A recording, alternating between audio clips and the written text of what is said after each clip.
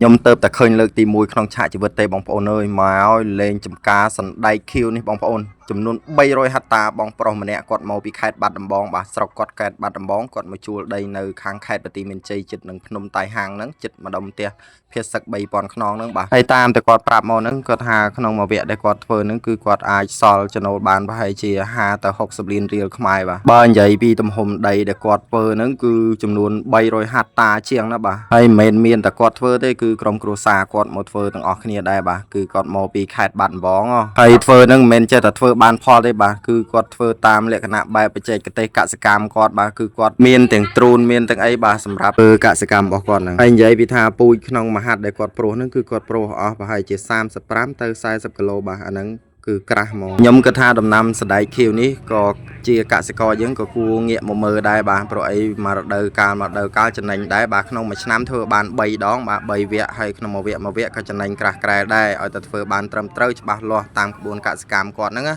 ហើយធ្វើទៅគឺដឹងឲ្យបានផលដូចគាត់បានលុយច្រើនដូចគាត់ចឹងឯងបាទ